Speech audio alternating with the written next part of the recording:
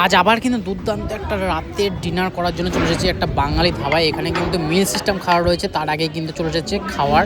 তার সাথে রয়েছে ভাত রয়েছে, আলু ভাজা রয়েছে, সালাড রয়েছে, আর এখানে কিন্তু তরকারিগুলো সার্ভ করার জন্য এসেছে। ডাল রয়েছে, ডালের সাথে একটা দেখতে পাচ্ছি মিক্স ভেজিটেবল রয়েছে, যেটা কিন্তু ভেন্ডি আলুর তরকারি রয়েছে, আর একটা মনে হচ্ছে যে না আলু ঝিঙ্গা পোস্ত বা শুধু আলু পোস্ত এরকম কিছু একটা রয়েছে। অনেকদিন ধরে ভাবছিলাম এখানকার খাবারের স্বাদ নেবো আর এখানে এসে খাবো, বসে খাবো, কারণ কি প্রচুর ভিড় থাকে এখানে, বসার জায়গা পাওয়া যায় না। তবে আজকে কিন্তু বসার জায়গা পেয়ে গেছি। রাত্রিবেলা এসে দুপুরবেলা কিন্তু আসলে বসার সিটটা খুবই কম পাওয়া যায়। ডাল রয়েছে, আলু পোস্ত রয়েছে, আলু ভেন্ডি দিয়ে একটা মটরশুঁটি দিয়ে একটা তরকারি রয়েছে, আলু ভাজা রয়েছে। এই তরকারিটা কিন্তু আলু ভেন্ডি দিয়ে মটরশুঁটি দিয়ে একটা করেছে, এটা কিন্তু সর্ষে দিয়ে মনে হয় করেছে। থালি আমরা দুজনে সেমই নিয়েছি, এখানে কিন্তু সেম থালি রয়েছে। তার সাথে কিন্তু আমরা মাটন কষা নিয়েছি, মাটন কষাটাও চলে এসেছে। আর অনেকের চিকেন কষা হয়তো অর্ডার আছে, চিকেন কষাও রয়েছে একটা এর মধ্যে। মাটন কষাটা কালারটা দেখলেই মনে হচ্ছে যেন খুব সুস্বাদু হবে। যাই হোক, খেলে বোঝা যাবে। পিসগুলো কিন্তু ডিসেন্ট সাইজে রয়েছে একটা।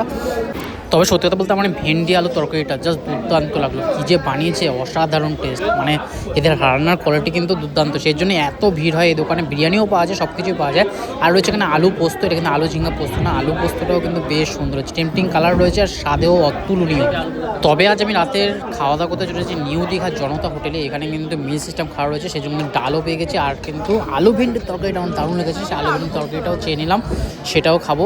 বাকি এখানে অন্যান্য সবজিও কিন্তু সব আনলিমিটেড, কোনো লিমিটেড কোনো ব্যাপার নেই। রাইসের কোয়ালিটিও ভালো আর কোয়ান্টিটিও ভালো।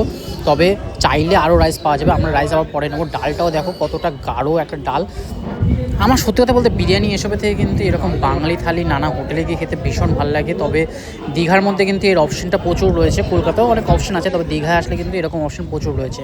রাইসের কোয়ালিটি খুব সুন্দর, তাই জন্য রাইসটা কিন্তু আমি আবার নিয়ে নিলাম, কারণ এত কটা তরকারি রয়েছে, তার সাথে রাইসের তরকারি আর এত সুন্দর ভাতের কোয়ালিটি, বেশ সুন্দর লাগছে খাওয়া দাওয়া।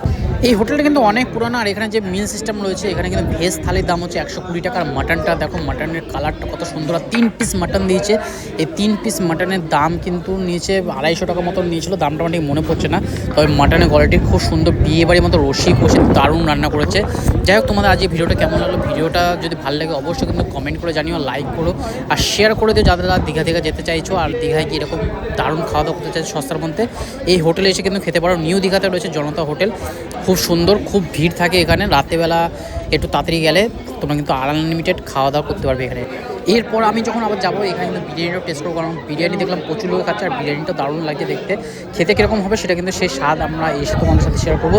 তবে এখন কারেন্ট চলে গেছে, দীঘায় কিন্তু প্রচুর কারেন্ট যায়, এটা কিন্তু দেখে নিও। কারেন্ট চলে গেছে, সেই জন্য ফ্ল্যাশ জ্বালিয়ে কিন্তু আমরা খাওয়া দাওয়া করছি।